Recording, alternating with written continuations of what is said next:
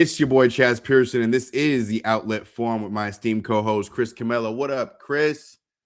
There he is. Was it you, Chaz, who did not vote Belichick in, or was it me? That'll be the question answered tonight.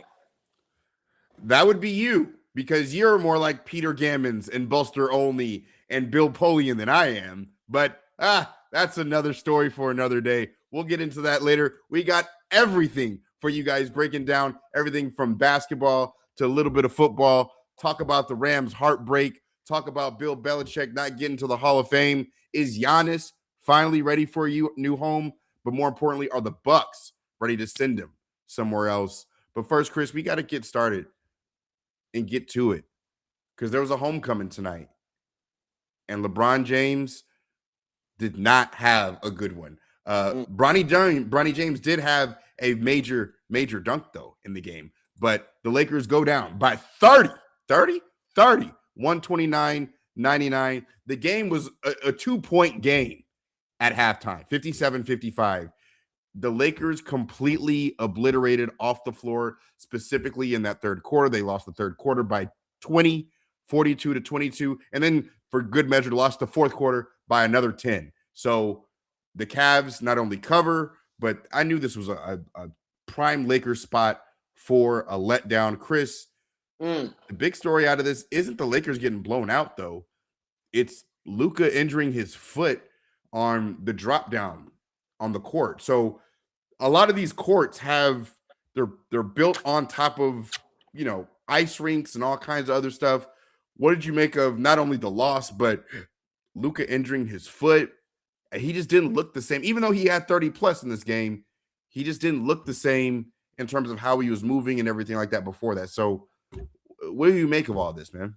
Yeah, well, first of all, a very awful loss tonight. Obviously, the Lakers, they've been playing some pretty good basketball on this road trip. I think coming into tonight, they were 3-1. They were coming off of impressive wins against the Dallas Mavericks and the Chicago Bulls. I kind of felt like of these last four games, if they can go 3-1, that would be that would be good to see right there. And then you kind of finish off the road trip on a 6-2 record, which they still couldn't do.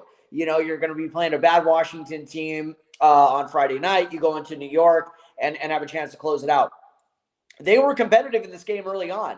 And then all of a sudden in the second half, specifically the third quarter, which has been an Achilles tendon for them over the last several weeks, the wheels just came off, Chaz. They stopped defending. Donovan Mitchell got going. Tyson got going. Even though they were down Evan Mobley and Darius Garland, everyone else seemingly stepped up for them tonight. A lot of their young guys that are a year or two into the league, supplemented what Mitchell and like DeAndre Hunter and some of these other guys were giving them.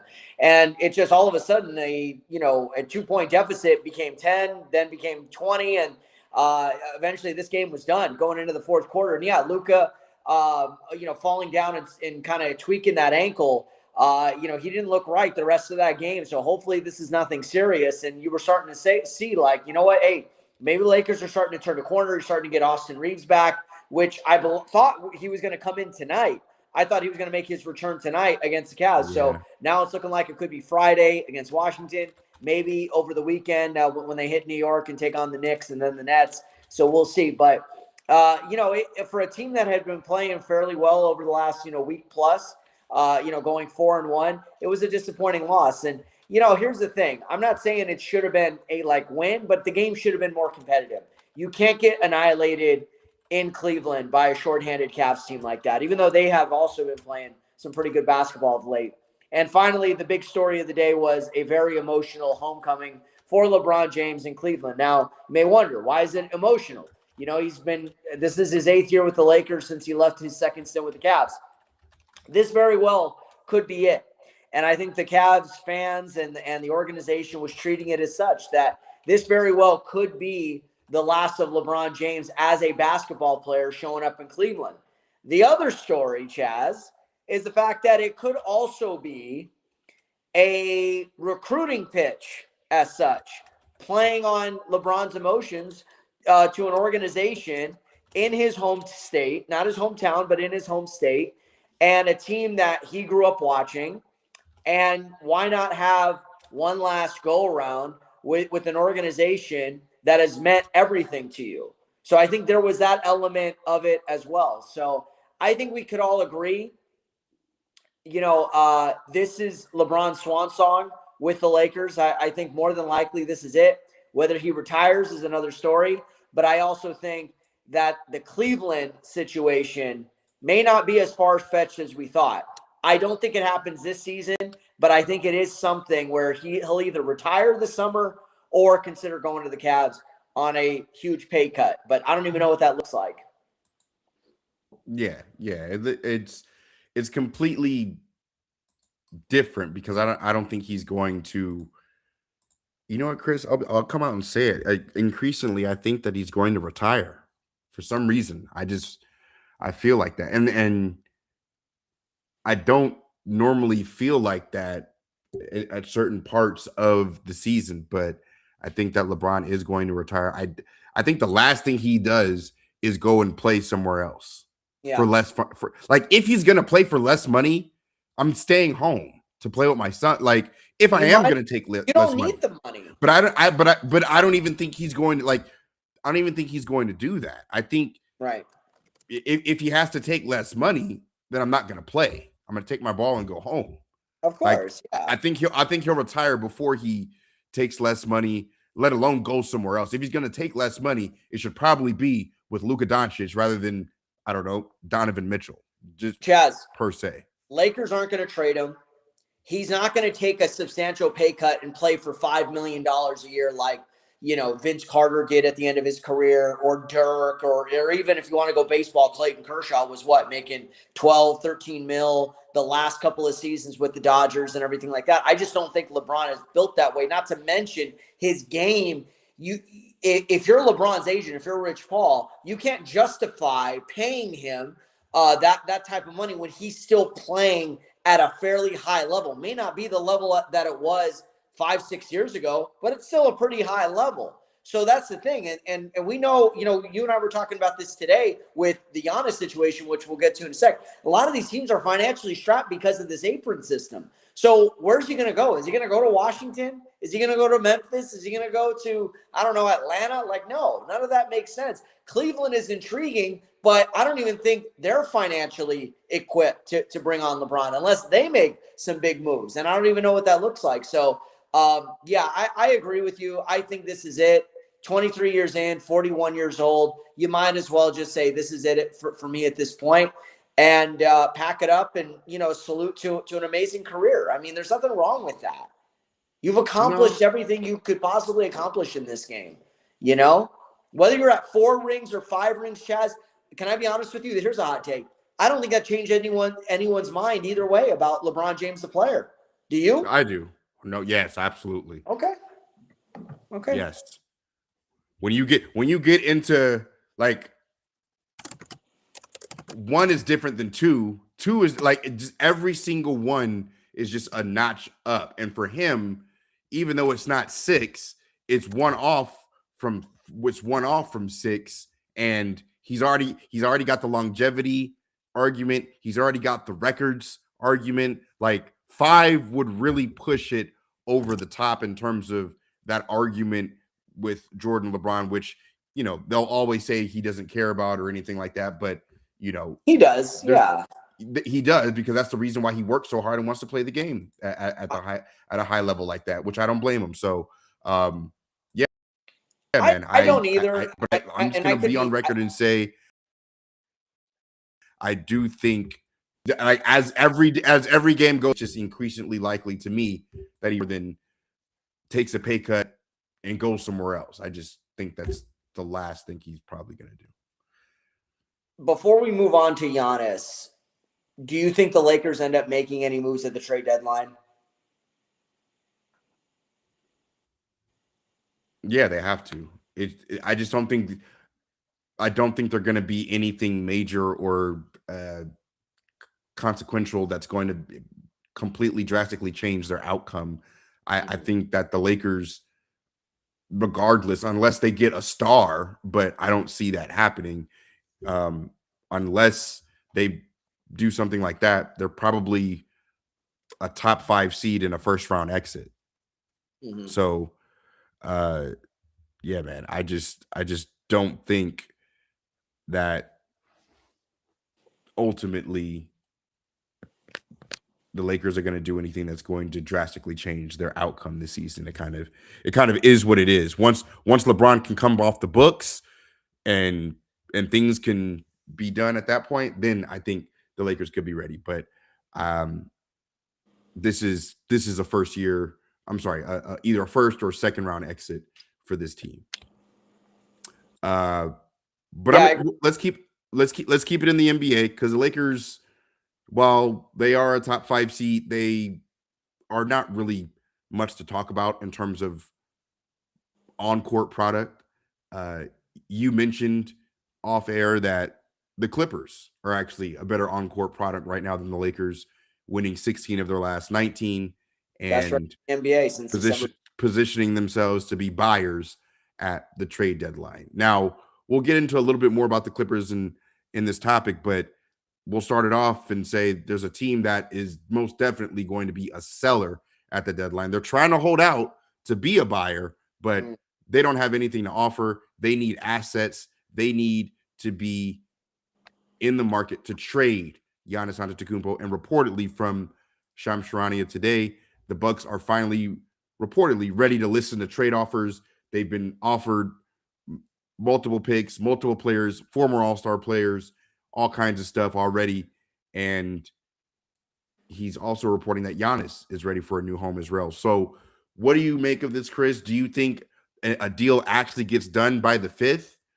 Or do you think Giannis is more likely to stay in Milwaukee at least through the rest of the season?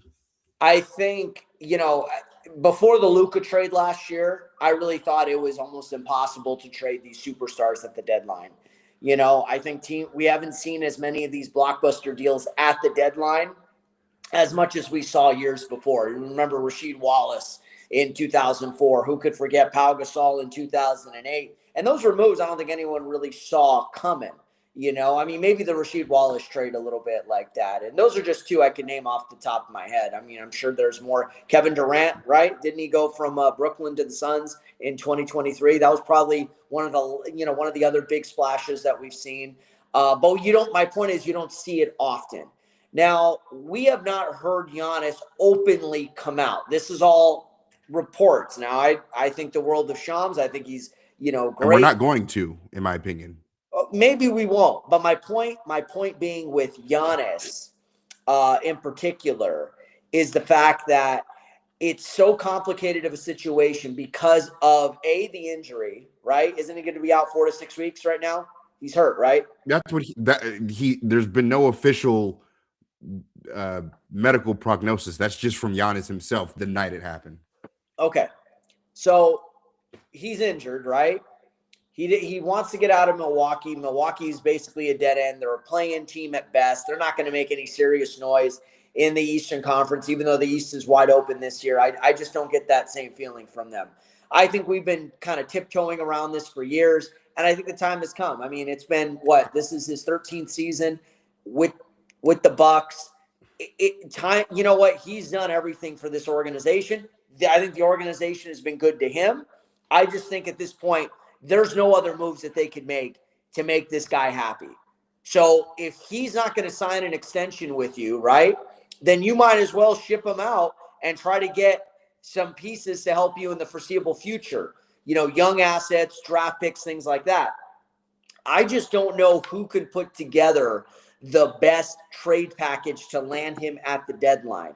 That's my only issue with that. I think the Knicks are going to be in it. Miami, of course, it feels like every year we say the same thing. Miami's going to be in it.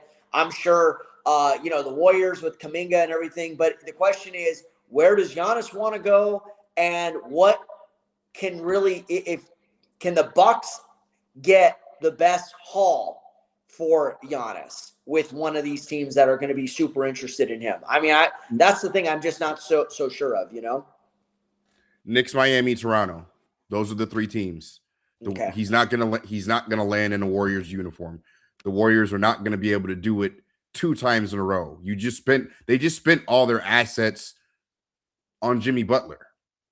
Like you don't really have much assets other than Kuminga, and Yeah, sure. Kaminga is a good player to get, but there's going to be other teams that can offer much more than what the Warriors can offer. Now, the Warriors do have a lot of draft compensation, so I will say that they can most definitely have the chance to be able to put themselves in a position to where they'll be able to get a player like Giannis, and they'll be able to get somebody to where they can, you know, flip some picks, trade some picks, and be able to put themselves in that spot to be able to do that. So ultimately, I just think that for the Bucks, the thing is this: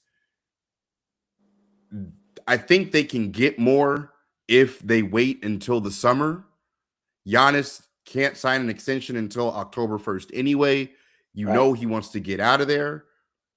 You want to wait out the clock and see if you can hold on to him. But ultimately, he wants to get out of there now because there's only so many Aprils and Junes, not only that you get in a lifetime, but in an NBA lifetime. And if he just lets one pass him by just staying put to get the Bucks the best offer, he's not worried about the Bucks. No, he's worried about getting to where he wants to go.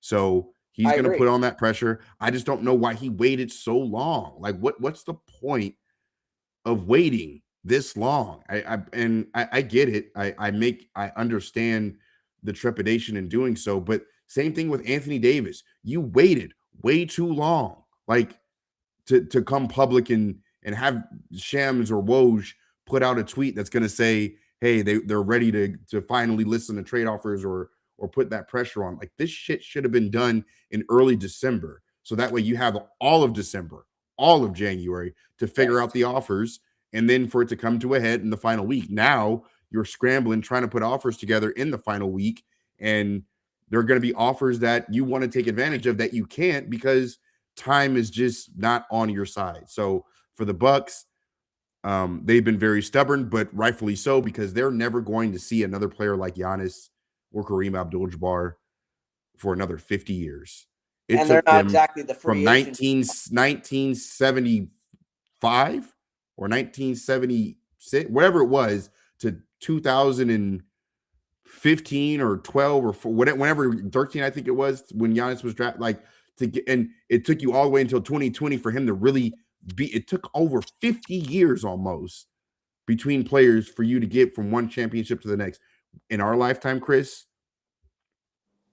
if we're lucky to see 90, we won't see another Giannis or Bucks championship or player of that ilk that plays for the Bucks, in my opinion. So now, does it behoove the Bucks to wait? Yes, they will be able to get more, but I just think that ultimately for them, it just comes down to taking the best offer that you can and doing right by Giannis. He won you. He got you a title.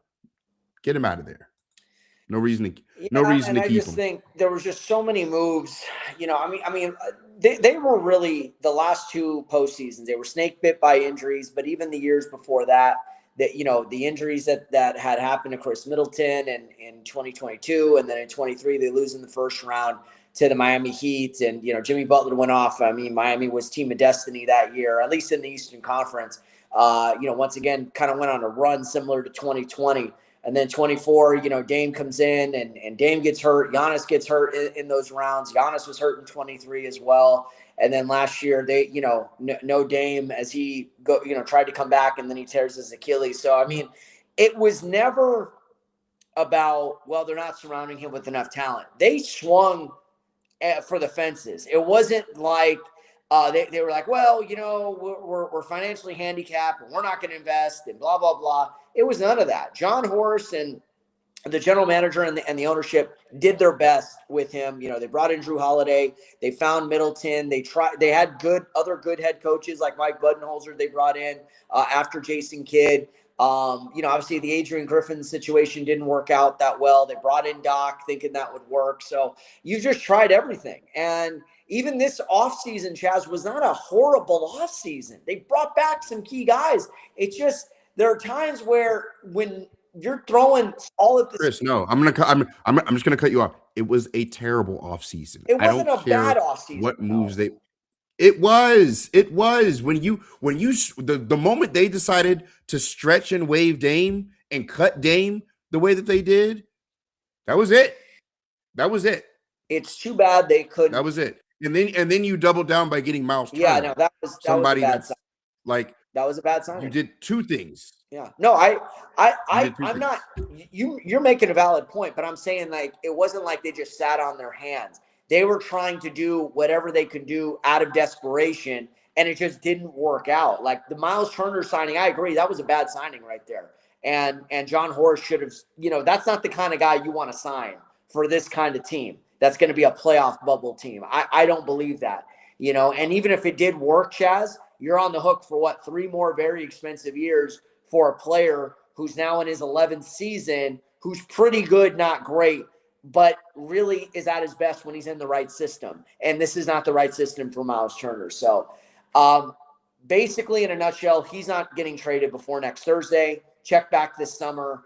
I mean, Milwaukee would have to be blown away in order to do something. I mean, they have incentive to trade him before Thursday. I just don't think a deal of this magnitude with this many eyeballs on it now gets done. The Luka deal got traded because it was in the dark of the night. It was under the cloak and dagger. This, everyone is basically up on it, right? So it'd be very difficult to execute that kind of trade. Not impossible, but kind of improbable. Yeah, no, I get it. It's not impossible. To be on the record, I don't think it gets done by next Thursday, but it should. Yeah, no, it probably should. It's just gonna be so awkward for Giannis between February and April. Those 2 months are gonna be so bad because he's gonna want to be out of there. He can't. They're gonna be awful. They're gonna be tanking, trying to get either their pick or the New Orleans pick, because that's who they have the right to swap with. But New Orleans isn't great, obviously, either. So they're in order to hold on to their pick, they need to lose as much as possible. They need to sit Giannis for the rest of the year. He probably doesn't want to sit because he's going to be ready to come back by the end of next month or beginning of March. It's just going to be an untenable conversation and an untenable situation for all parties involved. And when he does get traded in the summertime or prior to the next season, it'll be a big story. But between now and then, all we can do is pontificate on where we think he's going to. In my opinion, for some reason, the Miami Heat seem like the place. They do. Yeah. But it feels like we say the same thing about Miami every year. They're always in the mix for these superstars, and yet they never execute. Because let me say this really quick. They never execute because they hold on to assets. Like they're the guys that, like, there's only certain guys you go all in on. This is the guy you go all in on. Like, I understand that. When they were in on Kevin Durant, they wanted him, right? Yeah. But they couldn't go all in on him like somebody like Houston because the rest of their team wasn't good and because Kevin Durant is over the age of 35, right? So it's just, but this guy that's squarely in his prime, going to be ready for another 5-year extension pretty soon. Like he's going to be set. So for Giannis, I think that Miami and New York are the two teams, more so Miami. Don't be surprised about Toronto, but I think Giannis's mom posted a throwback picture of him in Miami today. Quick question. Would you throw interesting? I know Cleveland is a divisional. I think they're in the same division, right? Them and the Cavs. Would the Cavs be a team to watch out for at the deadline? With Mobley, Garland, Jared Allen, they have the contracts. They have young assets. I don't think any second apron team is going to get them. Yeah, I know. Okay, so they are second apron. All right. We will see, man. I mean, this will be something to watch over the next 8 days, 7 days, whatever it is. I mean, there's a lot of people that think that it's going to be a quiet trade deadline. It very well could, or it could get explosive. But I think Giannis will be that first domino, and if he doesn't drop, man, I think all these other moves are going to be marginal. So we have a chance to see an explosive trade deadline or a very, very quiet one. So it's interesting, though. it won't be a major one. It won't be like last year getting Jimmy Butler and Yeah. Luka and all those major names Right, traded. right. But like the Cavs, the Suns, and the Celtics are all second apron teams. The Clippers were a second apron team, but once they got the designation for Bradley Beal, they both dropped to the first apron, but they still can't aggregate salaries like you would want them to. So I just personally, I was first of all, the Clippers are now going to maybe potentially become buyers. I think, they may still end up as a play-in team just because of how competitive the West is. I don't think they could sustain this 16-3 stretch. We've seen this story before from the Clippers where they peak in January and February, and then all of a sudden after the All-Star break, they start to decline a little bit. And I'm wondering, are they on a similar trajectory of that this season, except with a smaller margin for error? But what I will say this, Chaez, they were dead in the water, man. 6-21. And since that time, with all the Chris Paul stuff that happened, they have turned those lemons into lemonade. 16-3, best record in the NBA since December 15th. And they've been beating everybody, not just bad teams. They've beaten the Lakers twice. They've beaten the Detroit Pistons twice. They've beaten a lot of other really good teams. Their schedule's going to get a little tougher now. And, Kawhi's been a little iffy with that knee injury. He did look good against the Lakers. But we'll see how it all kind of pans out with the Clippers. So, and what they end up doing at the trade deadline. Yeah, absolutely. Well, let's switch gears really quick before we close out the show. I know we got a couple more topics, but let's go to football really quick. Chris, I'm just going to ask the God to honest question. The God honest question. Did Bill Belichick, regardless of if he, I want to move the conversation past, should he have been a first ballot Hall of Famer? Obviously, he should have been. But did he make his own bed and has to lay in it, given how he has been throughout his career? No. With the media, you say no? No. That is petty.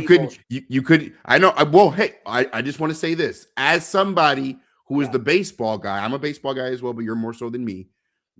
Peter Gammons, Buster Olney, Tim Kirkshin. Those guys are gatekeepers of the sport. Agreed. And when you rub those guys the wrong way, and when you talk down to certain guys and this and that, regardless of if it's right, those guys hold the key to letting guys in or not. So you are correct, sir. So for you to know and have that perspective, you don't think Bill Belichick made his own bed to lay in over the last 20 plus years? Possibly, but just like with anything in baseball, right? Because baseball has let in some bad dudes through the years, bad human beings. And I don't want to cast any aspersions because I don't know these people as individuals, So let me just say this: it's flawed human beings voting on flawed human beings. But the fact is, even if Bill Belichick was the second coming of Lucifer, which in some cases I know SNL. I'm sorry to be blasphemous, Chaez. I know you're a God-fearing man, as I am. However, for the sake of this argument, just go with me here. I'll say a few novenas before I go to bed. Let's say that, right? Are we voting on people or are we voting on resumes and their accomplishments within the gridiron, right? That's what you really have to ask yourself. The fact of the matter is 6 Super Bowl championships as a head coach, 2 as a defensive coordinator. In a modern era of football, by the way. Guys, let's. Can you really quick? Can you hear me? Got me or no? Yeah, I got you. Can you hear me? Yeah, go ahead. I'll let you cook. Go ahead. Okay, so you have that aspect of it, right? You have a 6-time Super Bowl champion. 2 more as a defensive coordinator for Bill Parcells' New York Giants, right? He won 2 there. 3-time NFL Coach of the Year. He's made the All-Decade team. He's made, he's obviously a Patriots icon. And not to mention his defensive philosophy, Chaez, in addition to what Buddy Ryan did with the 6'4" defense with the 85 Bears, has changed the way NFL teams play defense, right? So, yes, he had Tom Brady. He's had Hall of Fame, receivers, Hall of Fame running backs, great coaches through the years and everything like that. There are stains on his career. You mentioned one. Truculent with the media, standoffish, not very warm. I totally get that, but then again, so was Greg Popovich, and people think the world of Pop, right? With Belichick, you also have Spygate in the early 2000s. 10, 12 years later, what else did you have? Deflategate, right? That Tom Brady had to take the fall for. You had but hold on, let me finish. There's two more things. Two more things, then I'll turn it over to you. Now, this is more of a character issue. The bungling of the Aaron Hernandez situation. I'm sorry to bring it up, but that's a fact. And you want to talk character, undercutting his mentor and predecessor and the guy who gave him the opportunity early in his career, Bill Parcells, and the situation that happened with the Jets and eventually with the Patriots, and how Parcells felt slighted by Belichick. So there are character issues there. However, at the end of the day, in a modern era, we've seen coaches go in with just one Super Bowl championship, right? Ditka, probably Mike Tomlin, and, guys like that. We don't know now, but yeah, we'll see. Right. You can't deny this guy's impact on football. You just can't, even with all of those stains. And if Bill Polian thinks this is a way of punishing him by getting the other voters to collude to keep him out for a year as punishment for Spygate, that's petty, that's wrong, and that's small. So I disagree with it from that aspect. And like Marcus Spears says, and I'll turn it back over to you, this waters down the Hall of Fame, which was already being looked at as being the Hall of Pretty Good in the NFL's case because of how many guys that they've let in recent years that had good careers, not great careers. Go ahead. The floor is yours. I'm just not shocked. That's my perspective. I'm just not shocked given who he has been, what he has done, and how he decided to treat people. Like the Hall of Fame is based on your merit and everything like that, but yeah. I mean, so here's the thing. Like, do I think that he should be in? Absolutely. There's a difference between, I'm trying to make correlations between Bill Belichick and guys like Roger Clemens and Barry Bonds, right, but there really isn't, because those guys are being left out regardless. Yeah. Third ballot, fifth ballot, seventh ballot. Like, yeah, that's not going to happen to Bill Belichick, right? He's going to get it. He's going to get it. So it's not a matter of do they deserve to be in. It's just, I want to move the conversation past that, because obviously the answer is yes, given the visceral reaction that not only that we had live on this podcast, but also that LeBron James, Patrick Mahomes, JJ Watt, Pat McAfee, anybody with a half a fucking brain in sports that's watched 25 years of football over the last however long. His interview with Colin Cowherd today was absolutely great. Loved every minute of it.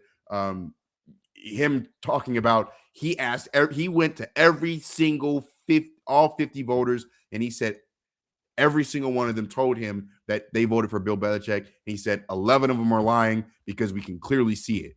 And he said it's bullshit on the show. Love that. Thank you for mentioning that, by the way. But I just want to move it past that and say, you could see this coming.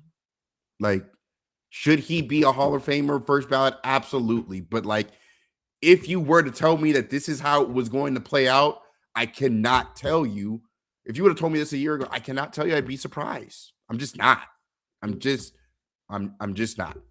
Now, I will say, when it comes to the Hall of Fame, this good old boys club, this bullshit, the statement I have for it is, because it is what it is and how the policy is, they should change the policies. Coaches should not get in the first year and players have to wait 5 years. If a coach can get in year one, a player should get in year one. Sure. So there's that. So change that policy. Get that shit out of here. But also, we got to wait for these voters to die off.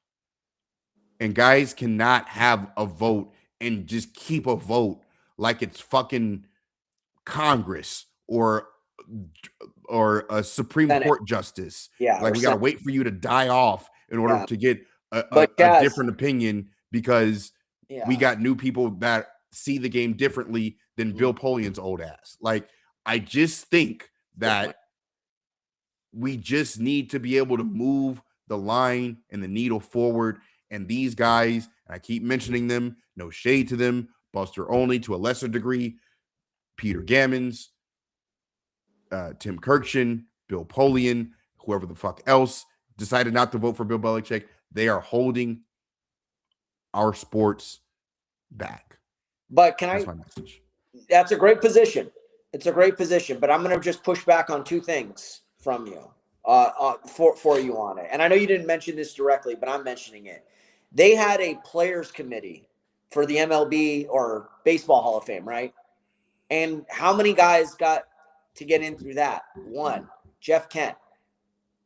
And in that group, you had Don Mattingly, Donnie Baseball, a Yankees icon and legend, Dale Murphy, Fernando Valenzuela, Bonds, Clemens, and several others. And only Kent got in.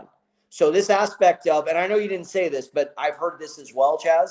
Oh, we have to have players voting for players.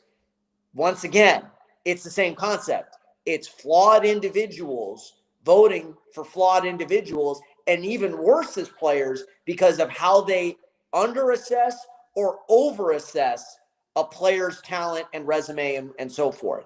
That's one thing I wanted to mention. The other thing is, I don't know necessarily if some of these, I hear what you're saying, get some fresh ideas, fresh beliefs, fresh blood in there, maybe people who, measure things beyond just how they were treated in the media. But then again, is that going to absolve the pettiness that people and the spitefulness that people are still going to have towards others based on how they're treated?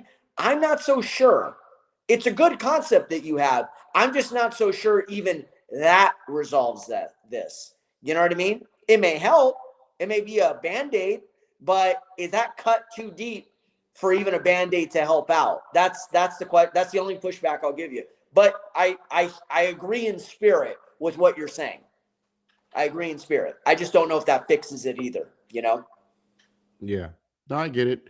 It's the same concept because those guys can still hold a grudge for, you putting up whatever yards against them or coming back or whatever on the field. So I get it's the same concept, but my thing is you can't be surprised when you make your bed the way that you did. If you don't put a comforter on, you can't get in bed and say, why is it cold?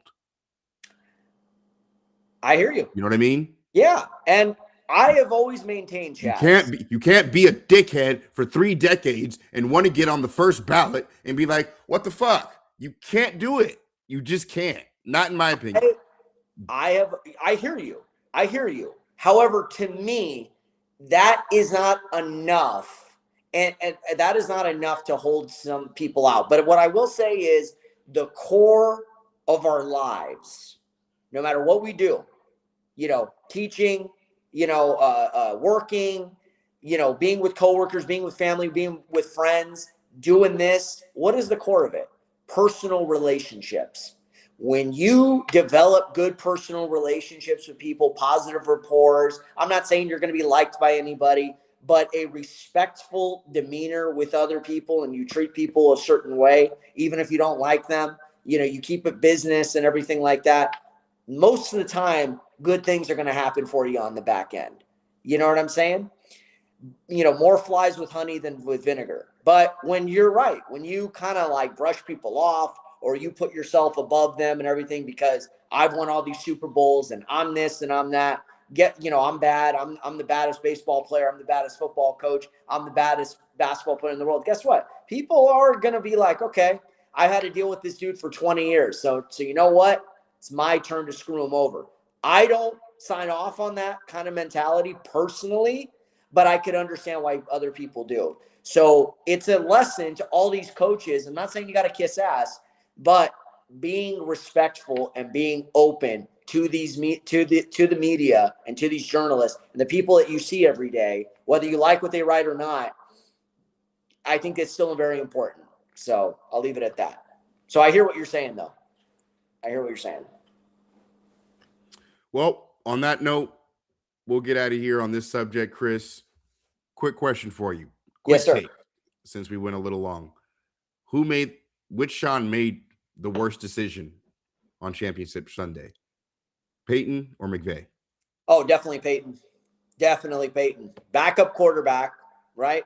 Against a great defense with weather coming in. You don't go for it on 4th and 1. I'm sorry. You don't. And Sean Payton should know better than that.